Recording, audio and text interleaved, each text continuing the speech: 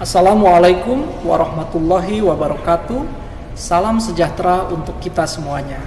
Selamat datang kepada Bapak, Ibu, Direksi Perusahaan Tercatat, para tamu undangan, serta peserta yang telah hadir pada hari ketiga rangkaian kegiatan Public Expose Live 2021. Pada hari ketiga ini, terdapat 12 perusahaan tercatat yang akan memaparkan update kinerja usaha mereka. Public Expose Live 2021 ini adalah momen yang sangat tepat bagi para investor untuk mengetahui kondisi keuangan, perkembangan, dan rencana perusahaan tercatat ke depannya yang akan dipaparkan secara live oleh pihak manajemen perusahaan tercatat. Semoga dengan kemudahan mengakses informasi terupdate tentang kondisi perusahaan tercatat yang kami upayakan ini dapat semakin meningkatkan kepercayaan masyarakat terhadap pasar modal Indonesia. Kami juga berharap kegiatan ini dapat meningkatkan likuiditas pasar dan basis investor domestik. Selamat mengikuti acara Public Expose Live 2021.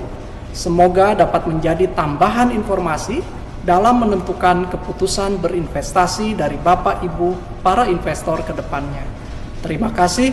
Wassalamualaikum warahmatullahi wabarakatuh.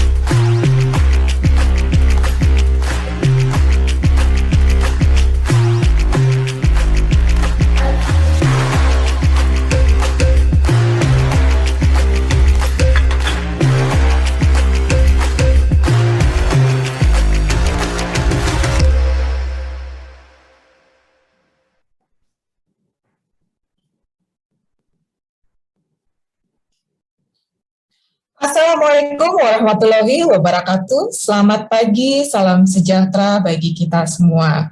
Apa kabar Bapak Ibu sekalian? Semoga kita semua dalam keadaan sehat. Amin. Terima kasih dan selamat bergabung kepada Bapak dan Ibu hadirin pada acara Public Expose Live 2021 dalam rangka 44 tahun diaktifkannya kembali pasar modal Indonesia pada sesi khusus Public Expose PT AKR Corporindo Tbk. Acara ini akan dimoderatori oleh saya, Lisda Sitohan, yang akan memandu acara pada pagi hari ini. Bapak Ibu sekalian, senang sekali saat ini telah bersama kita jajaran manajemen PT AKR Corporindo Tbk, yaitu Bapak Haryanto Adi Kusumo selaku Presiden Direktur. Halo, selamat pagi Pak, terima kasih telah bergabung. Kemudian hadir pula Bapak Suresh Fembu selaku Direktur dan Corporate Secretary. Halo, selamat pagi Pak. Selamat pagi. Terima kasih telah bergabung Pak.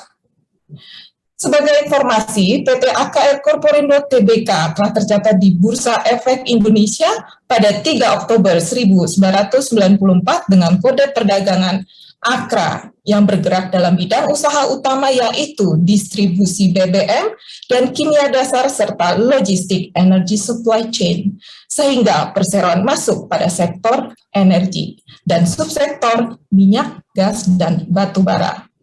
Informasi pemaparan lengkap perseroan akan disampaikan oleh manajemen. Bagi Bapak Ibu hadirin yang memiliki pertanyaan, silakan menyampaikannya dimulai pada saat sesi pemaparan dengan mengisi pada kolom fitur Q&A. Pertanyaan akan kami bacakan pada sesi khusus tanya jawab. Baik, tanpa berlama-lama kita memasuki sesi pemaparan PT AKR Corporindo Tbk yang akan didahului oleh penayangan video profil perseroan. Mari kita saksikan bersama.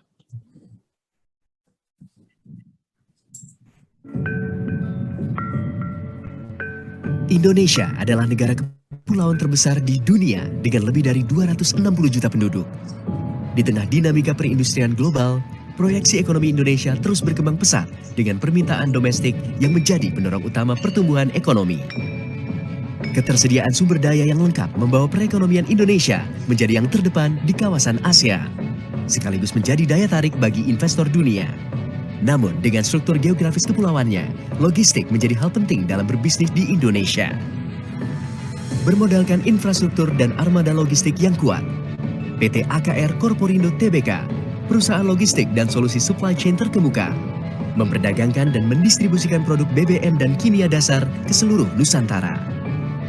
Visi kami di AKR adalah untuk menjadi pemain utama di bidang logistik dan solusi supply chain untuk bahan kimia dan energi di Indonesia. Sejak berdiri, AKR terus membangun jaringan logistik infrastruktur yang komprehensif di seluruh negeri, sehingga operasional kami menjadi efisien. Kami juga telah mengembangkan bisnis inti dan masuk ke dalam bisnis baru yang masih sejalan dengan kompetensi kami bersama-sama dengan partner-partner kami yang kuat. AKR telah puluhan tahun bekerja sama dengan partner-partner yang solid dan dipercaya atas keunggulannya dalam memperdagangkan dan mendistribusikan bahan kimia dasar untuk bahan baku produk rayon, tekstil, gelas, deterjen, sabun, serta barang-barang konsumsi sehari-hari.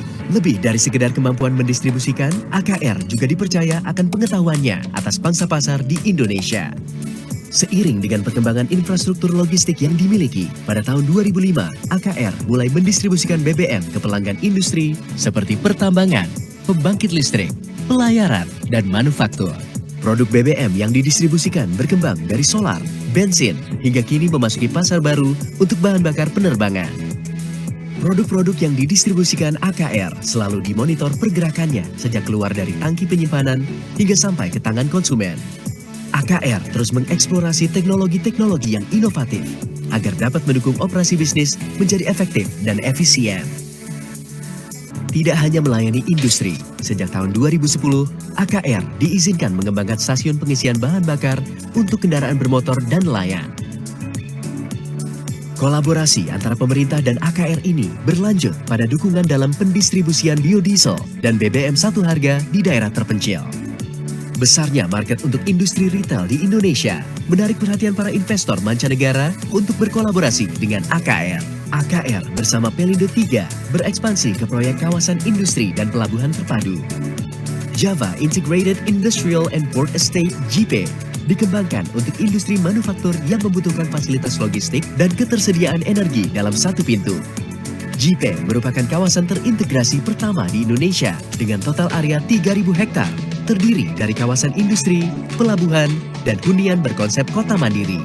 Lokasinya di Gresik, Jawa Timur, terkoneksi langsung dengan akses tol, jalur kereta, serta pelabuhan laut dalam, sehingga memungkinkan tercapainya konektivitas Indonesia ke pasar domestik maupun asing. Kami menyadari bahwa sumber daya manusia memegang peranan penting bagi AKR dalam pertumbuhan yang berkelanjutan di masa depan. Melalui serangkaian program pengembangan kompetisi, AKR mempersiapkan sumber daya yang terbaik untuk bersama-sama mencapai visi dan misi perusahaan, serta siap menghadapi persaingan global yang semakin ketat. Dengan strategi yang tepat dan keakuratan dalam bekerja, AKR terus mengoptimalkan potensi untuk membangun nilai yang berkelanjutan menuju pembangunan yang lebih baik.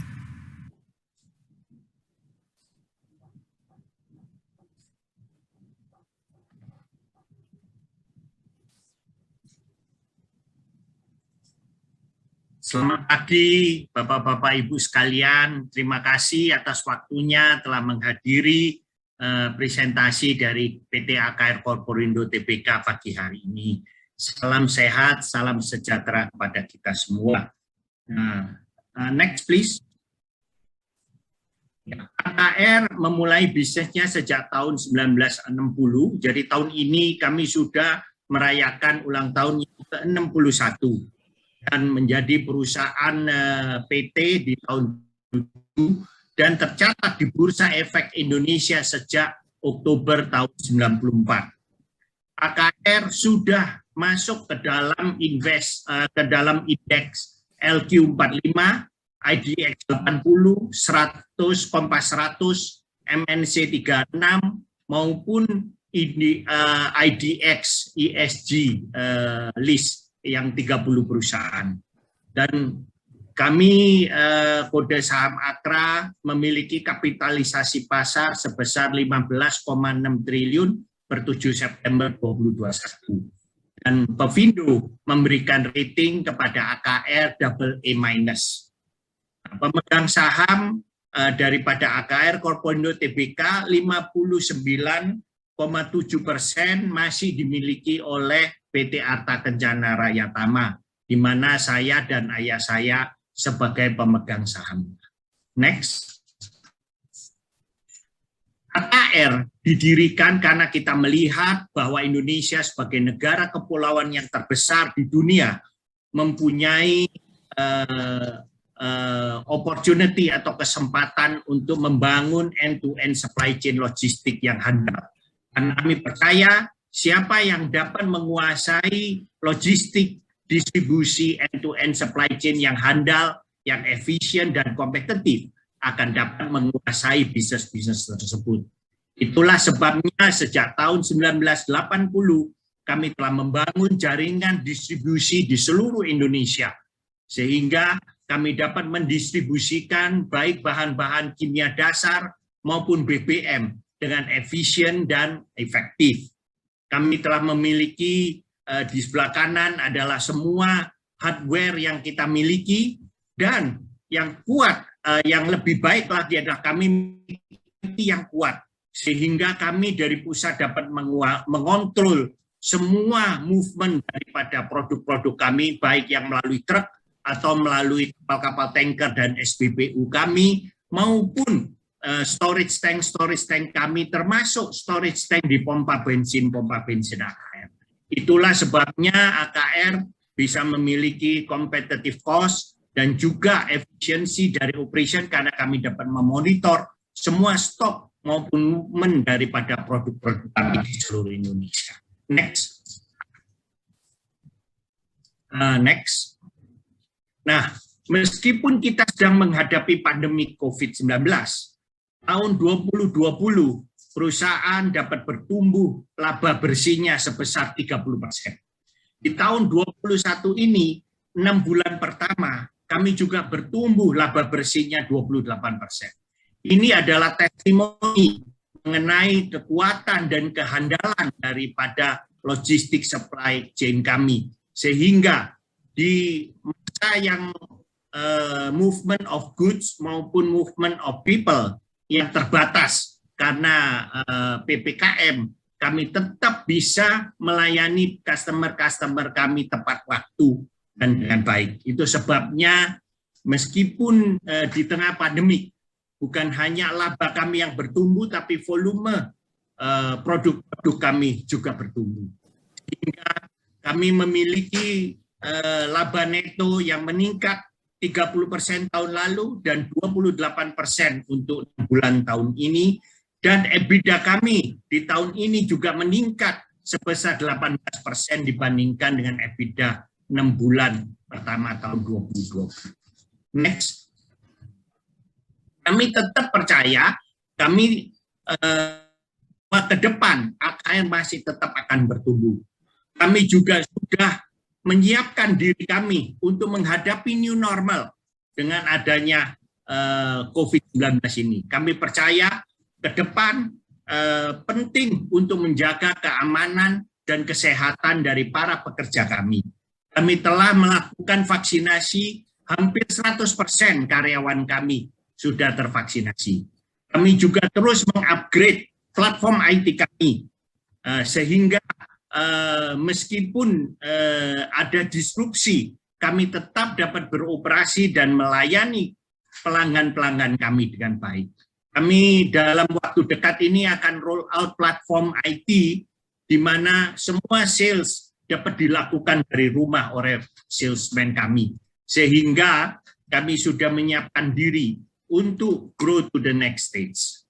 Kami juga melakukan pengelolaan modal yang baik sehingga EBITDA maupun cash flow kami tetap kuat dan juga tetap efisien dengan menurunkan biaya-biaya pinjaman bank, di mana nanti akan saya jelaskan bahwa debt to equity kami terus meningkat dari tahun ke tahun.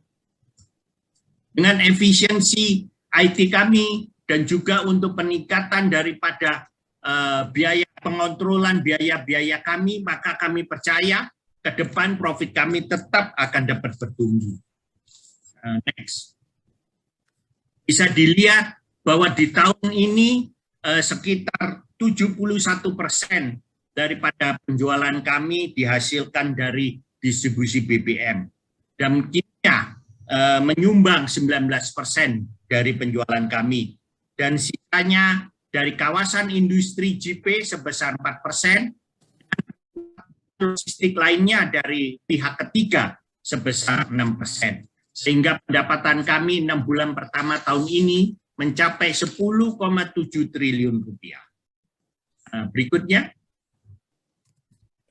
Nah, untuk perdagangan dari segmen BBM, kami memiliki pangsa pasar di sekitar mining account untuk 49 daripada penjualan BBM kami, 49% dari penjualan BBM kami. Dan untuk general market sebesar 38%. General market termasuk juga untuk perkebunan. Dan untuk power atau pembangkit listrik sebesar 5%, dan untuk retail antara AKR, pompa bensin milik AKR sendiri maupun pompa bensin joint venture dengan BP atau British Petroleum menyumbang 8% dari penjualan kami. Dan untuk kimia dasar sebesar 36% daripada rayon dan juga smelter 14%. Kami percaya dengan makin banyaknya smelter-smelter yang beroperasi, apakah itu smelter koper, smelter alumina, smelter nikel, smelter boksit, kami percaya pemakaian dari bahan-bahan kimia akan meningkat dengan pesat karena semua smelter-smelter ini membutuhkan bahan-bahan kimia di dalam pengelolaan refinery-nya. Next. Tahun ini juga kami mengalami peningkatan pendapatan daripada JP atau Java Integrated Industrial dan Port Estate. Kami telah mendapatkan penjualan dengan total 442 miliar untuk 6 bulan pertama ini, yang terdiri dari pendapatan sewa lahan dari smelter Freeport, maupun dari penjualan lahan dan utilitas atau recurring income yang kita jual kepada tenant-tenant kami seperti air, listrik, dan sebagainya, itu menghasilkan total 442 miliar. Kami percaya ke depan peningkatan kontribusi dari JP akan semakin signifikan. Nah, ke depan, apa strategi daripada pertumbuhan AKR? Next, berikutnya.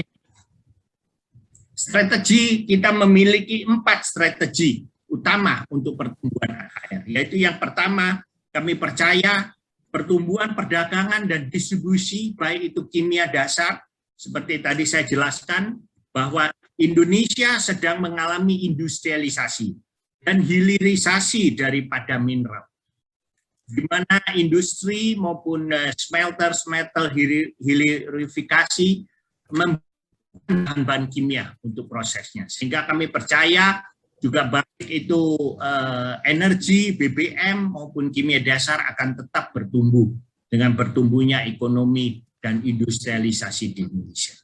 Yang kedua, kami ekspansi ke retail bersama dengan joint venture kami British Petroleum. Kami merencanakan untuk membangun 350 pompa bensin dalam 10 tahun ke depan.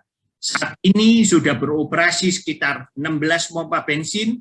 Di akhir tahun ini kami menargetkan bisa beroperasi sekitar 30 sampai 35 pompa bensin. Dan setiap tahun kami akan membangun antara 40 sampai 45 pompa bensin.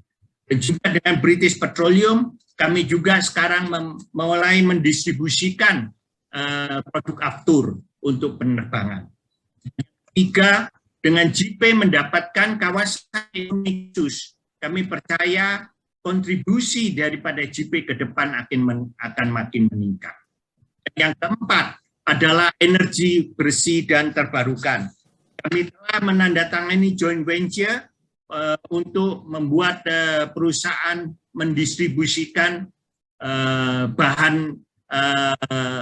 gas alam untuk DJP, dan juga DJP kami telah membangun solar panel pembangkit listrik dari tenaga surya, sehingga energi bersih dan energi terbarukan ini kami percaya akan meningkatkan kontribusi daripada AKR dan juga kontribusi ESG bagi Indonesia. Berikutnya, ini adalah kami percaya faktor penggerak yang tadi untuk perdagangan dan distribusi, di mana ekonomi Indonesia terus bertumbuh, meningkatnya pertambangan, harga mineral yang cukup baik saat ini, meningkatkan produksi mereka sehingga memerlukan bahan bakar minyak lebih banyak lagi. Dan kami juga percaya untuk kimia, baik industrialisasi maupun smelter-smelter yang mulai beroperasi akan meningkatkan kebutuhan daripada kimia dasar. Berikutnya, ini adalah contoh beberapa pompa bensin AKR, di mana AKR telah ditugaskan oleh pemerintah untuk mendampingi Pertamina sebagai pendistribusian untuk solar bersubsidi. Kami saat ini memiliki 132 pompa bensin yang mendistribusikan solar bersubsidi. Dan yang di sebelah kanan adalah yang joint venture AKR dengan British Petroleum untuk pompa bensin bahan bakar non-subsidi. Dan yang di bawah ada venture kami dengan BP untuk Aftur. Saat ini kita telah beroperasi di Bandara IMIP di Morowali dan juga di Cibubur. Kami percaya ke depan akan makin banyak lagi kita akan dapat berpartisipasi di bandara-bandara lainnya, mengingat bahwa Indonesia adalah negara kepulauan dan memerlukan penerbangan untuk pergerakan daripada orang-orang. Terima kasih. Berikutnya, untuk kawasan Gresik JP, kami merupakan kawasan yang terintegrasi pertama di Indonesia yang menggabungkan antara pelabuhan dan juga kawasan industri, kawasan hunian dan komersial, maupun pembangunan daripada listrik, air, gas, maupun data karena kami juga memiliki fiber optic network di dalam kompleks JP. JP merupakan para public-private partnership, di mana kami bersama dengan Pelindo 3, partner kami untuk membangun JP. Untuk perusahaan kawasan industri, di mana nama perusahaan adalah Berkah Manyar Kawasan Manyar Sejahtera atau BKMS, AKR melalui PT UEPN memiliki 60% dan Pelindo 3 melalui PT BJTI memiliki 40% saham. Dan untuk kawasan pelabuhan, yaitu PT Berkah Manyar Sejahtera atau BMS, AKR memiliki 40% melalui UEPN dan Pelindo 3 memiliki 60% sahamnya melalui PT BJTI. Kawasan JP terdiri dari 400 hektar kawasan pelabuhan, yaitu di bawah PT BMS, dan 1.800 hektar kawasan industri di bawah PT BKMS, dan 800 hektar kawasan hunian dan komersial yang di bawah PT AKR Land Corporindo.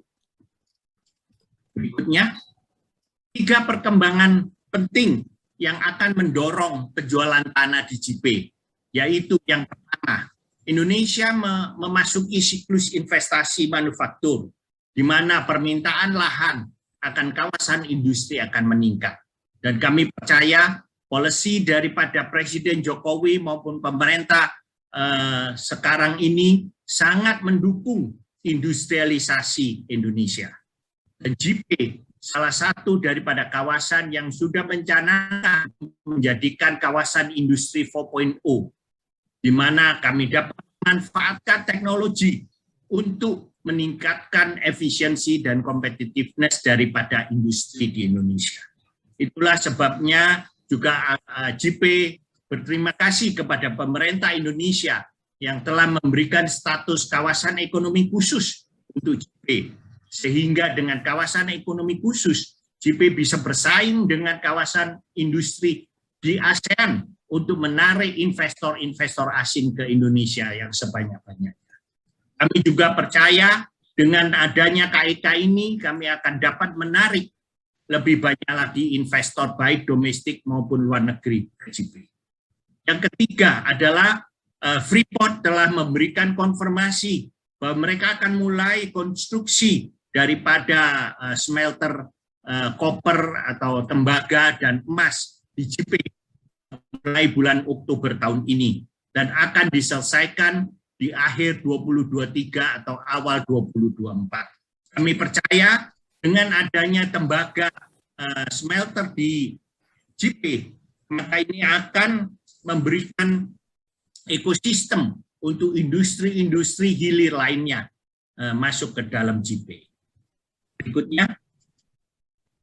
Nah, kenapa kawasan ekonomi khusus ini merupakan game changer untuk JP dalam hal menarik investasi asing maupun domestik? Karena yang pertama adalah kemudahan berbisnis.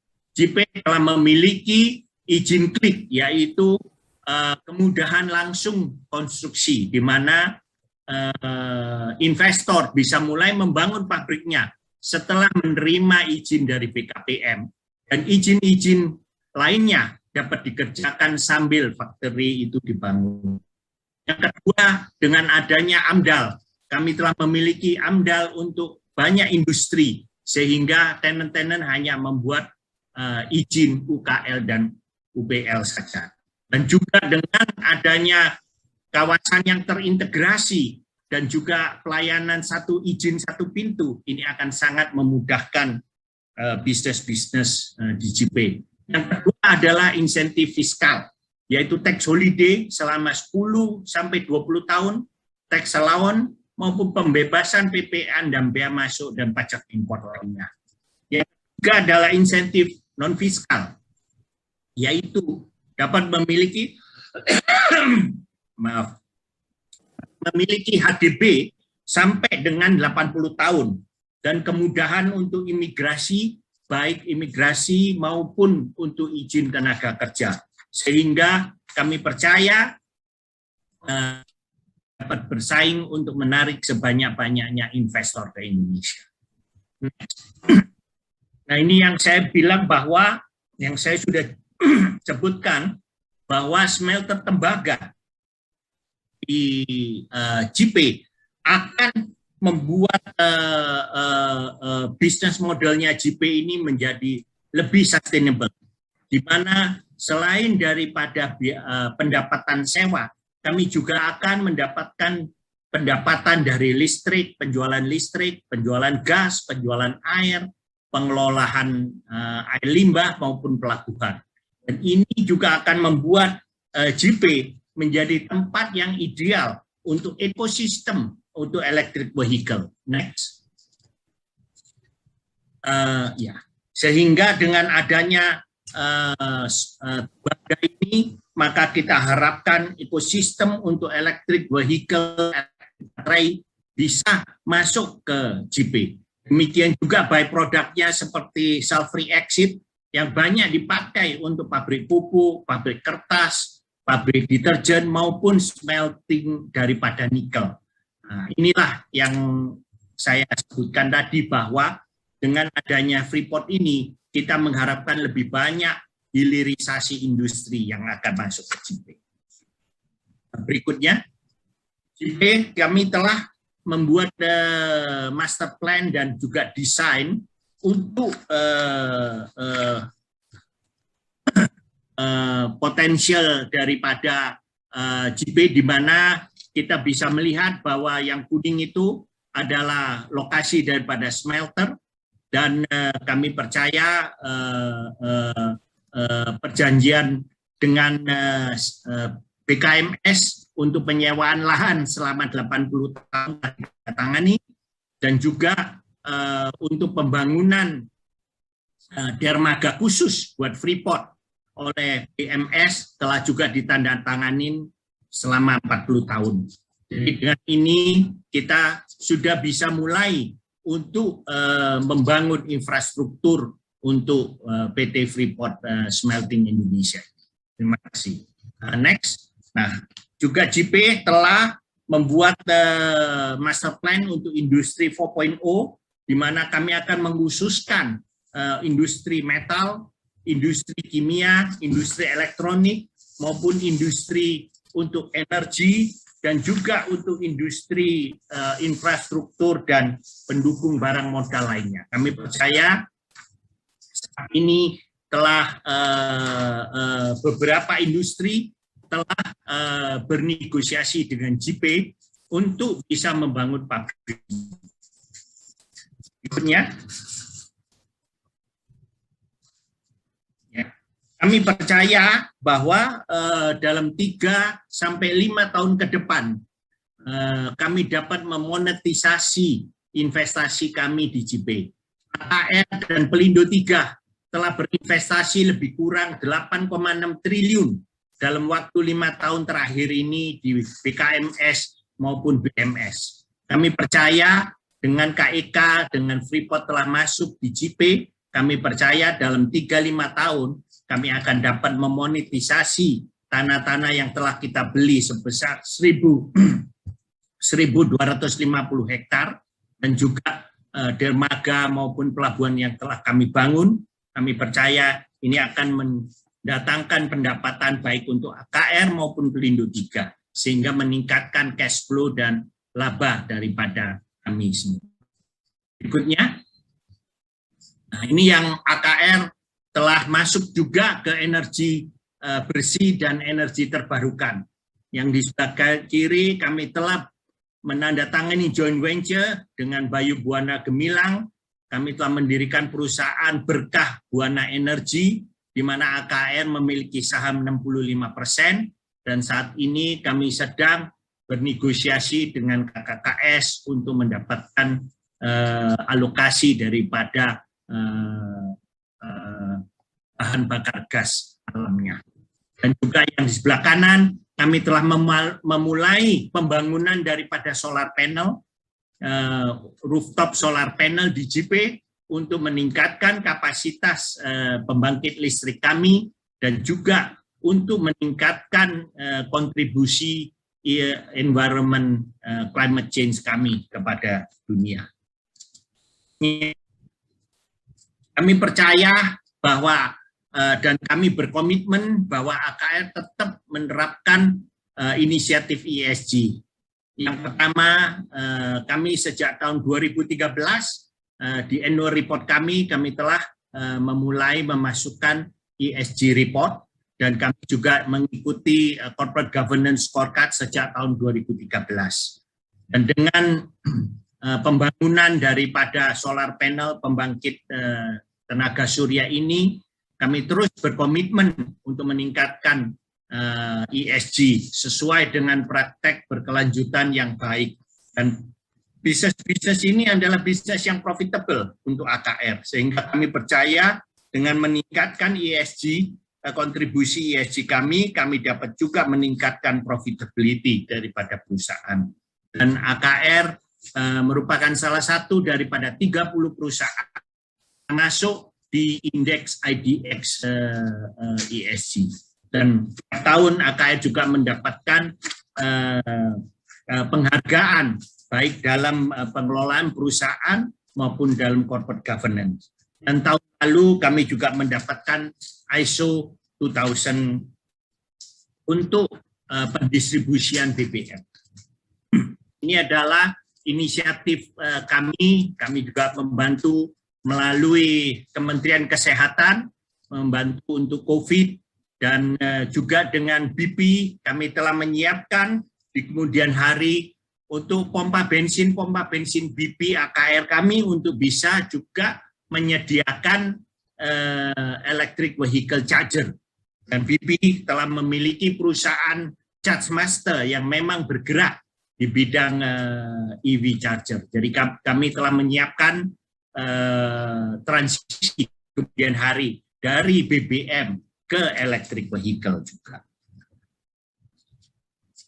Berikutnya, nah kami juga untuk bisa berkembang di kemudian hari, kami tetap menjaga neraca keuangan kami. Bisa dilihat bahwa dari aset kami yang 20 triliun, lebih dari setengahnya adalah shareholder equity. Dan kami percaya juga dengan cash flow yang kuat, kami dapat mengurangi hutang-hutang kami dari 3,9 triliun ke 3,2 triliun.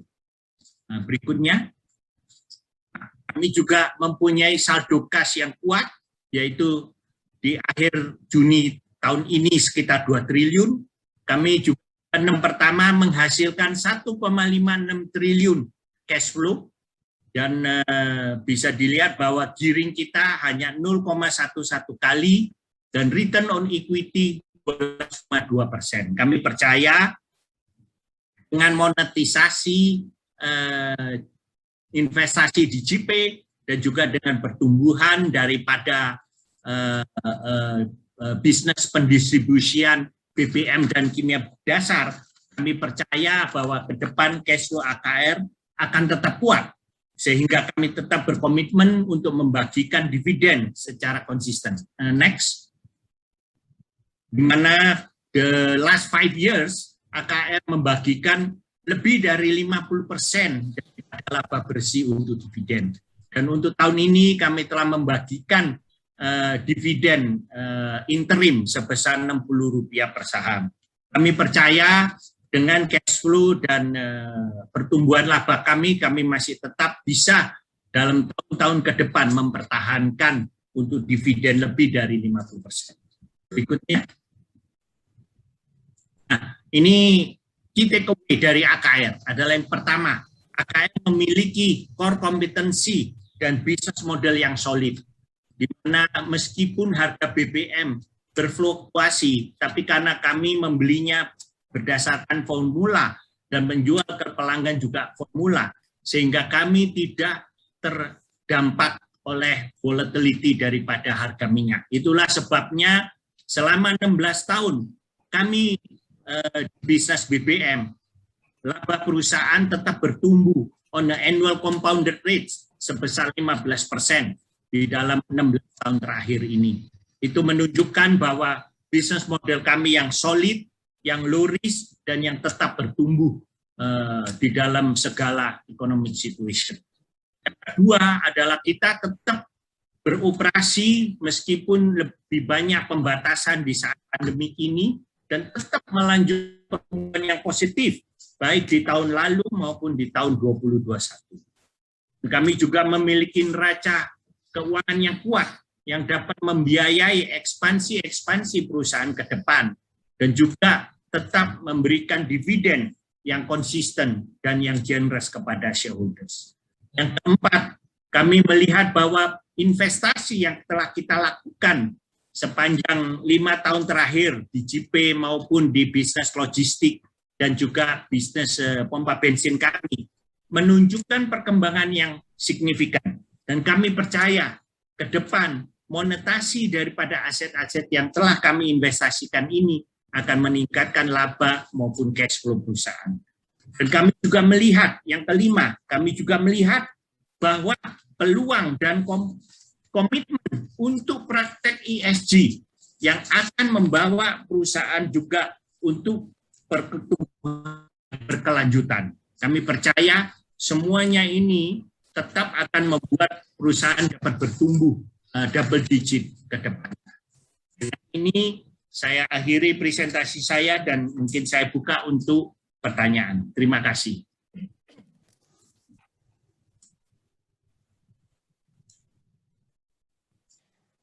Terima kasih Pak Haryanto Adikusumo atas pemaparan perseroan yang sangat komprehensif.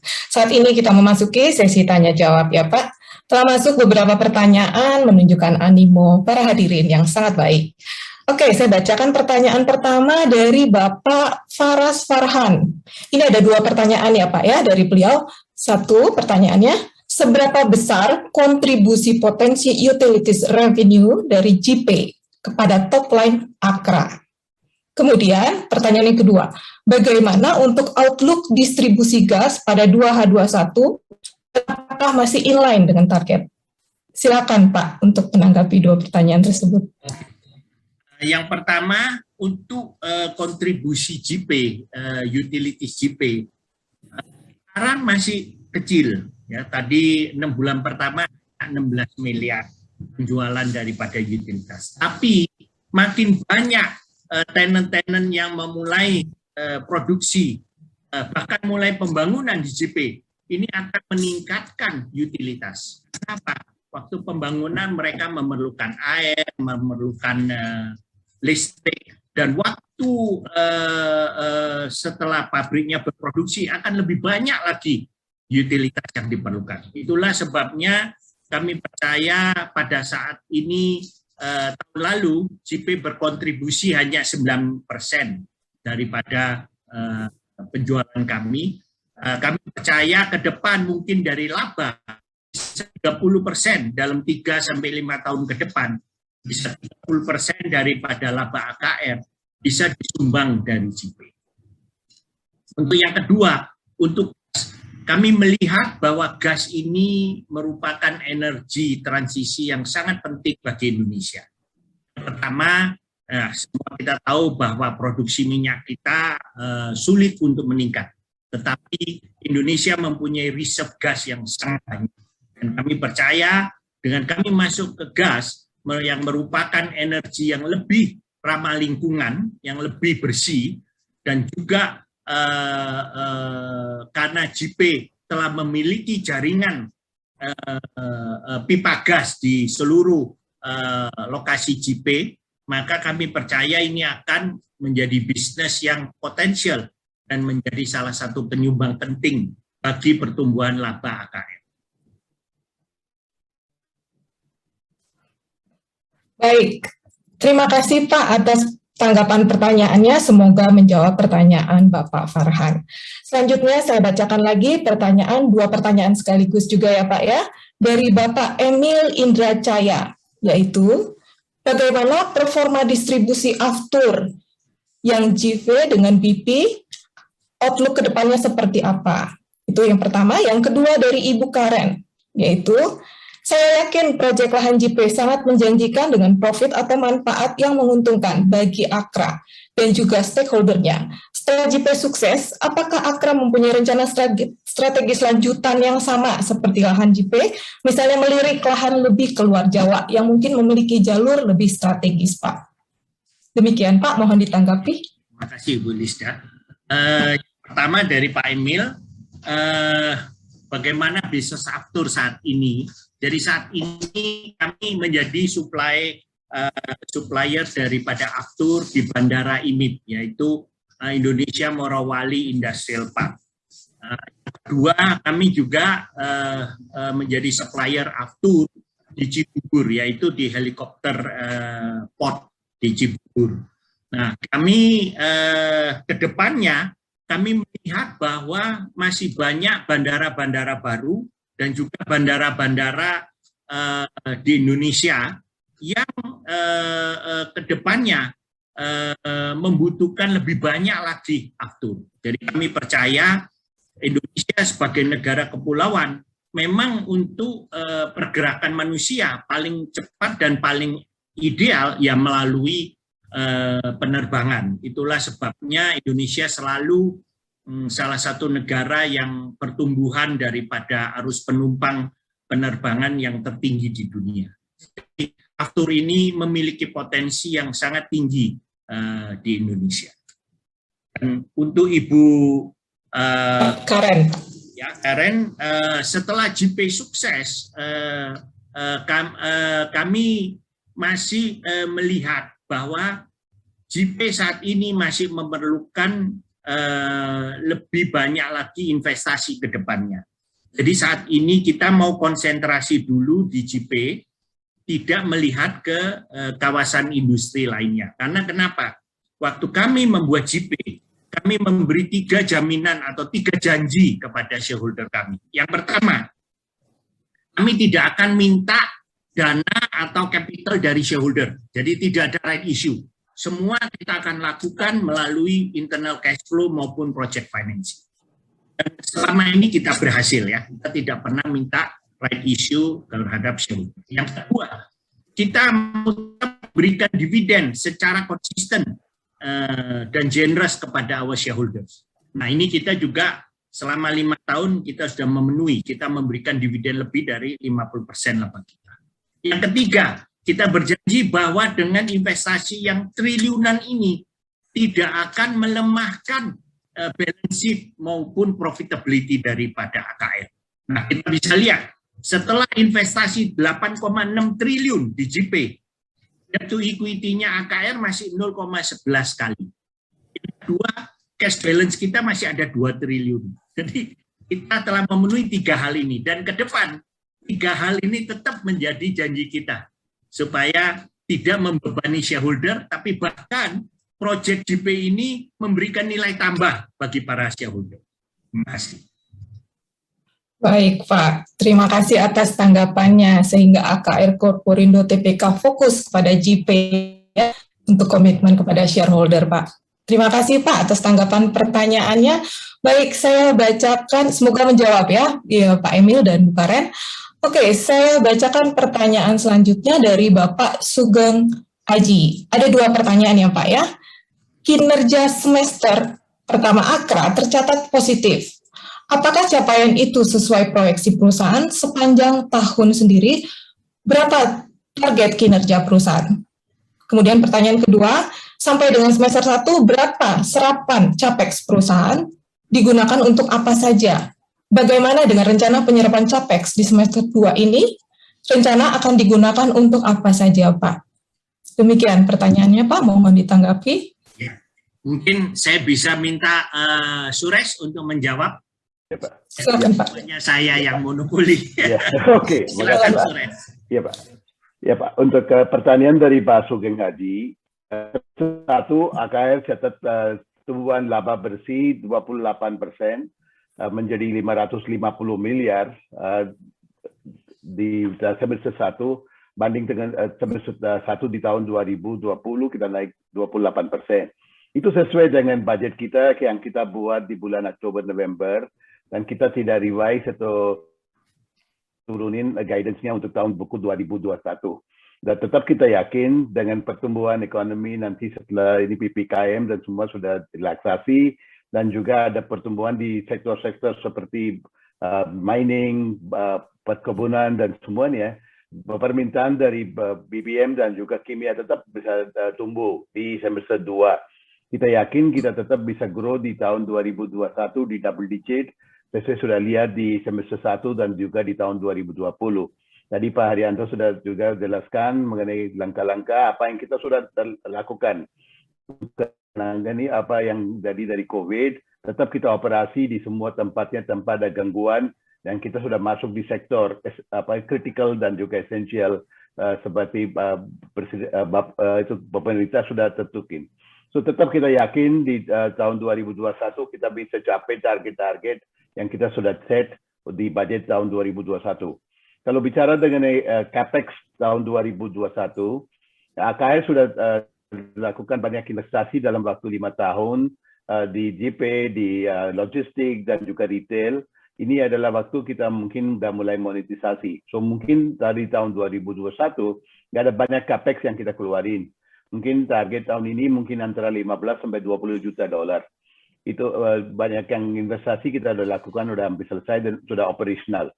Kalau mengenai proyek seperti yang retail yang kita lakukan di AKR dengan BP, tahun ini kita ada rencana untuk buka 15 sampai 20 pompa bensin, dan ini semua dalam bangunan. Ke depan juga kita mau pakai sistemnya DODO atau dealer owned, dealer operated, yang mana kita nanti mau kerjasama dengan dealer untuk bikin pompa bensin di BP AKR. Itu nggak butuh banyak dana. So untuk tahun ini saya pikir itu mungkin capex-nya sampai cuma 15 sampai 20 juta dolar. Makasih. Terima kasih Pak Suresh atas tanggapan pertanyaannya. Semoga menjawab ya Pak Sugeng Aji. Oke, kita masih mempunyai sedikit waktu. Saya bacakan lagi pertanyaannya, Pak ya, sekaligus 2 pertanyaan dari Bapak Rahadian Zebedianto. Pertanyaan pertama, terkait dengan prospek pertumbuhan kendaraan listrik. Bagaimana Akra menyikapi terkait hal ini? Apakah ada rencana untuk pengembangan SPAK KLU atau bahkan penyediaan baterai untuk kendaraan listrik? Kemudian pertanyaan kedua, terkait dengan prospek BMS dan BKMS. Ada rencana tambahan tenan besar dalam jangka waktu dekat selain Freeport, Pak? Dan bagaimana terkait dengan prospek persaingan ke depannya termasuk terkait dengan adanya pengembangan pelabuhan-pelabuhan di sekitar JP? Silakan Pak, mohon ditanggapi. Ya, saya mungkin jawab mengenai kendaraan listrik, nanti Pak Arianto bisa jelaskan mengenai strategi yang untuk tenan-tenan di BKMS dan BMS. Kalau tadi bicara mengenai kendaraan listrik, kita ada punya partnership dengan BP yang dulu namanya British Petroleum. Dia juga adalah perusahaan yang sudah lakukan charging point dengan charge master. Dia punya teknologi namanya charge master, yang mana mobil atau kendaraan listrik itu bisa charging di SPBU dalam waktu 20-30 menit. Kita tahu kalau mau charging mobil itu butuh waktu untuk isi electric charging ya, banyak di rumah itu harus bawa ke SPBU. So basically BP sudah punya teknologi dan sudah lakukan di beberapa negara di Eropa, di Amerika dan juga di China. Mungkin dalam waktu 3 sampai 5 tahun, waktu jumlah kendaraan mobil listrik di Indonesia tumbuh, kita sudah siap untuk tambah electric charging point di semua SPBU BP AKR. Mungkin yang kita juga pikir mengenai teknologi, mengenai swapping baterai di SPBU, itu juga bisa adalah strategi yang mana kita bisa ganti baterai waktu switching ya, mungkin waktu orangnya mau ke SPBU. Yang kedua, kita juga investasi di beberapa SPBU di jalan tol. Mungkin sekarang kita tahu Indonesia sudah buka banyak jalan tol untuk kendaraan. Itu juga menjadi satu area yang kita bisa lakukan electric charging point. So, itu juga adalah strategi yang kita sudah bicara dengan BP dan jumlah mobil kita pasti diimplementasi di semua SPBU BP AKR. Silakan Pak Arianto. Mungkin saya tambahkan, kalau kita di rumah itu kan biasanya listrik kita hanya 20 kVA. Itu biasanya perlu 4 jam sampai 6 jam. Tapi kalau kita mau charge yang cepat di bawah setengah jam, itu kita harus memakai charger yang mungkin 200 bahkan 250 kV. Jadi artinya ini yang tegangan tinggi, nggak mungkin di rumah. Nah itulah sebabnya ke depan masih memerlukan pompa bensin untuk nge-charge yang cepat ini. Yang kedua, bisnis modelnya BP ini selain jualan BBM dan juga lain kali charging point, mereka juga ada kopi, ada minimarket, ya, terus ada restoran, sehingga di kemudian hari kalau orang charging setengah jam ya, bisa sambil beli di minimarket, bisa sambil makan di restorannya, sehingga dengan begitu maka waktu itu akan cepat berlalu. Nah itulah sebabnya BP sudah menyiapkan strategi ini ke depan, sehingga kita bisa secara seamless ya, secara continuous dan ini untuk berkontribusi kepada EV battery, EV car. Dan juga untuk mengganti baterai pun itu perlu mekanik, perlu alat, karena baterai mobil itu berat sekali. Jadi nggak mungkin dilakukan di rumah. Itu pasti memerlukan untuk pergi ke pompa bensin sehingga mereka mempunyai mekanik untuk mengganti, mengangkat dan memasang baterai baru. Nah, untuk BKMS dan BMS, kami sekarang ini sudah ada lumayan banyak sih, lebih dari 10 tenant-tenant yang sudah bicara dengan JP, yang sudah melihat visit ke JP, melihat ke JP. Percaya dalam 3-6 bulan ke depan ini akan ada beberapa yang akan finalize. Jadi kita melihat bahwa ke depan prospek daripada BMS sebagai pelabuhan port services dan juga BKMS sebagai penyedia lahan maupun utilitas lainnya akan mempunyai prospek yang bagus. Dan kita melihat ke depan dengan adanya polisi pemerintah, Undang-Undang Cipta Kerja, dengan JP mendapatkan KEK, kami percaya penjualan ke depan akan jauh lebih baik daripada penjualan yang sebelum-sebelumnya. Terima kasih. Baik, Pak Haryanto dan Pak Suresh, terima kasih. Kita masih mempunyai sedikit, saya bacakan lagi 2 pertanyaan ya Pak ya, mungkin ini yang terakhir. Dari Ibu Karen, banyak strategi bisnis baik dari katanya logistik bahan kimia, bahan bakar, stasiun bahan bakar, kerjasama dengan asing. Saya melihatnya merupakan bisnis yang cukup menjanjikan untuk Akra. Namun untuk after pesawat Pak, apa yang membuat Akra confidence untuk hal ini? Bagaimana untuk kedepannya mengingat market share after dibatasi? Kemudian Pak, pertanyaan kedua, dari Bapak Hastomo Leordi, apa strategi Arka menghadapi Elsa dan Pertamina? Gitu Pak, silakan Pak untuk ditanggapi. Yang pertama, kita lihat daripada aftur ya, memang saat ini bisnis aftur yang berat karena banyak penerbangan-penerbangan yang tertunda karena pembatasan daripada perjalanan. Tapi kita melihat ke depan, pasti growth-nya itu tinggi lah. Dengan growth itu, saya percaya ada kesempatan untuk baru untuk masuk. Kami percaya Pertamina tetap menjadi main market player ya. Tapi ada opportunity, misalnya ada bandara baru, pertumbuhan daripada demand aftur yang tinggi. Ini semua membuka peluang untuk kita bisa masuk ke dalam bisnis ini. Dan kita sudah lakukan ya, saat ini kita sudah beroperasi di 2 bandara. Dan ke depan kami percaya kesempatan ini masih terbuka. Yang kedua, pertanyaan dari Pak Hasto, bagaimana menyikapi mengenai Elsa dan Pertamina. Kami percaya Indonesia makanya cukup besar ya, untuk lebih dari 1 atau 2 player yang ada di market. Jadi selama ini ya kita hidup berdampingan dengan Pertamina dan Elsa juga. Jadi ke depan juga akan sama, kita akan tetap hidup berdampingan Pertamina maupun Elsa. Jadi kami melihat Indonesia ini mempunyai pasar yang terbuka, di mana selama persaingan itu sehat, itu baik untuk semua stakeholder, baik untuk supplier maupun untuk konsumen maupun untuk NKRI ya. Jadi saya percaya ke depan tidak ada masalah, kita tetap bisa hidup berdampingan. Terima kasih. Amin. Terima kasih Pak atas tanggapan pertanyaannya.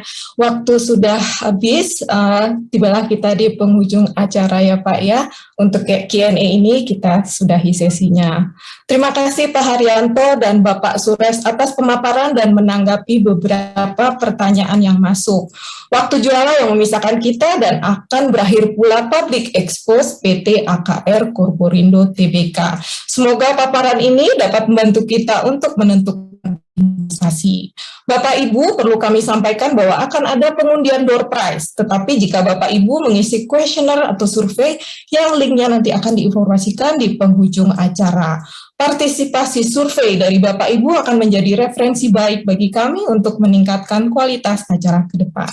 Proses pengundian akan dikoordinatori oleh panitia. Terima kasih. Baik Pak Haryanto, sebagai penutup mohon perkenan Bapak Haryanto Adikusumo untuk menyampaikan closing statement untuk para hadirin. Silakan Pak.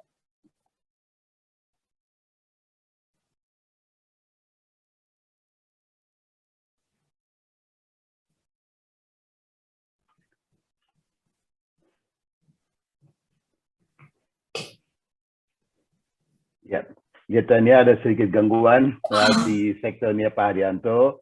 Saya sampaikan terima kasih ke IDX dan juga ke ini. Mudah-mudahan yang tadi sudah sampaikan dari Pak Haryanto mengenai bisnis model AKR, termasuk yang prospek AKR ke depan. Kita bisa lihat AKR adalah perusahaan yang sudah kuat di logistik dan supply chain dan sudah investasi di 17 pelabuhan di Indonesia sejak tahun 70. kita punya infrastruktur dan supply chain yang kuat yang bisa supply barang-barang yang butuhan industri, termasuk sekarang kita masuk ke beberapa segmen, including retail, outdoor, dan juga ke depan kita lihat dengan investasi di proyek Java Integrated Industrial Port Estate, kita punya peluang atau mungkin source of revenue yang baru yang bisa dorong profitabilitas AKR ke depan. Dan kita sudah dapat semua dukungan dari pemerintah untuk seperti KIK dan juga semua fasilitas yang kita bisa sediakan ke semua tenant-tenant kita, yang mana kita bisa bantu untuk tarik investasi ke Indonesia. Semua investasi yang di AKR sudah lakukan dengan equity dan juga dengan tanpa ada banyak pinjaman, risiko-risiko yang di perusahaan juga sangat minim, dan untuk cash flow yang kuat, tetap kita bisa bagikan dividen ke pemegang saham dan semua stakeholder kita. Dengan ini mungkin ada pertanyaan lain, nanti bisa sampaikan ke waktu-waktunya. Untuk ini sementara saya minta terima kasih ke IDX dan mudah-mudahan sukses selalu untuk IDX dan semua kita semua. Terima kasih. Terima kasih Pak Suresh Pembu atas closing statement-nya. Sukses juga untuk segala rencana-rencana strategis PT AKR Corporindo Tbk. Aplaus yang meriah untuk PT AKR Corporindo Tbk. Atas nama penyelenggara, sekali lagi kami mengucapkan terima kasih banyak kepada PT AKR Corporindo Tbk serta Bapak Ibu hadir pada pagi hari ini. Sampai jumpa pada Public Expose Live yang akan datang. Maju terus pasar modal Indonesia. Terima kasih. Terima kasih Pak.